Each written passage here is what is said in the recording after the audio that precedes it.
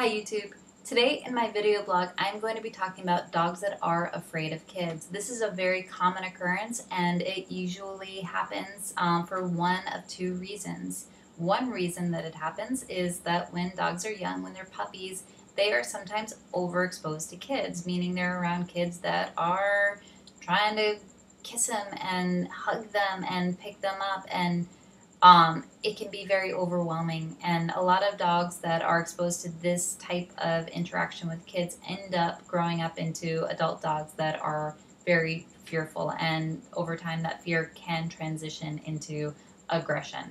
The other thing that happens is that sometimes, again, when dogs are puppies, when they're going through their critical socialization period between 8 weeks and 16 weeks of age approximately, they are sometimes underexposed to kids, meaning they go through that puppy stage and they never meet a child. And if this happens, this can also be very dangerous.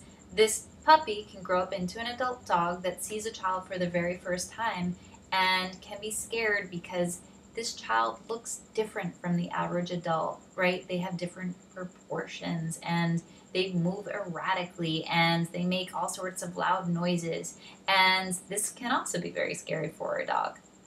So what does fear in a dog look like?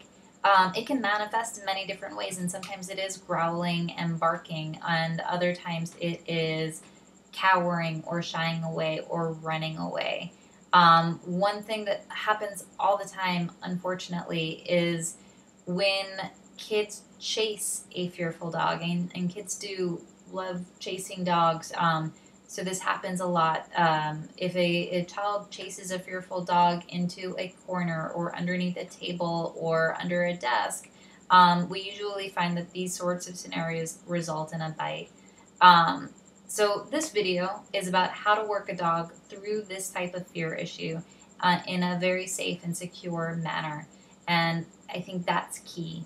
So sometimes you will hear people say, this dog is a little nervous or this puppy is a little nervous, and that's totally normal.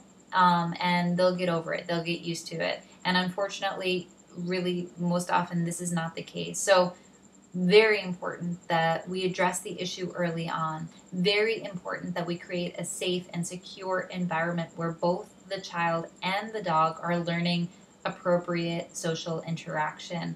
And really important that we make this a very positive experience. We do not want to create a situation where we are yelling at the child for chasing after the dog or yelling at the dog for barking at the child.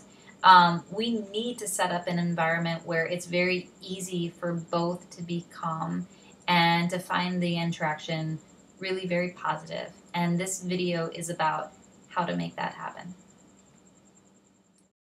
Luna is a 4-year-old Chow mix that is afraid of kids. She barks fearfully at them, and this behavior concerns her owners because they are now welcoming a newborn baby into their home. There's an expression that I really like. It goes, the best time to have a map is before you head into the woods. And I think that it applies in this case when you're planning on introducing a dog and a baby. Really important to plan ahead, really important to know where you're going and to set yourself up to have the appropriate tools that you need.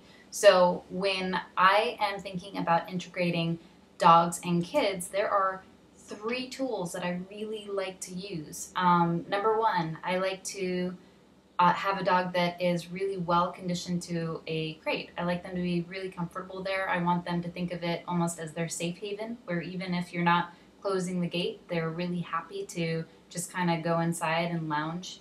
Number 2, I really like to use baby gates. Again, I want to make sure that the dog feels calm and relaxed when they're behind that baby gate. But for me, it's a really nice way of dividing dogs and kids where, you know, when you're not able to supervise them 100%, you know that both parties are going to be safe and again, secure. And then the third thing that I like to do is I like to condition a dog to a training mat. And this is going to show a little bit how I work a dog through the initial phases so that ultimately you can use the training mat when maybe the baby is being fed or you're changing diapers or things like that. You can place the training mat out. It should have a really positive association. It should be almost magnetic. The dog should be drawn to that mat.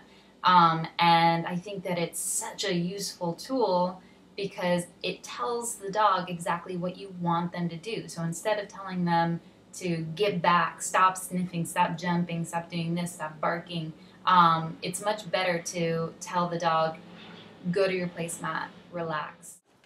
In the two previous clips, you saw that I was working with Luna in relatively low distraction environments, in my living room where it was just her, and then I was working her in my garden.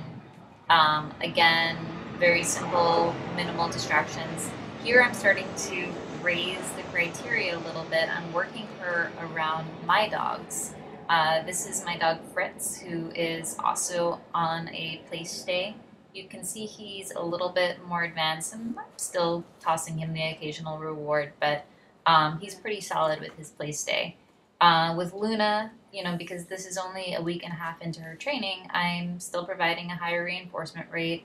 I'm asking her for a few different behaviors, sit and stand, um, and and again, so not only in this process am I teaching her to have really positive associations with the training mat, but I am also, uh, that's my dog Beatrix. I am also teaching her to develop a learning focused relationship with me, and this is exactly what I'm going to want to transfer over to her owners. Luna, you're free.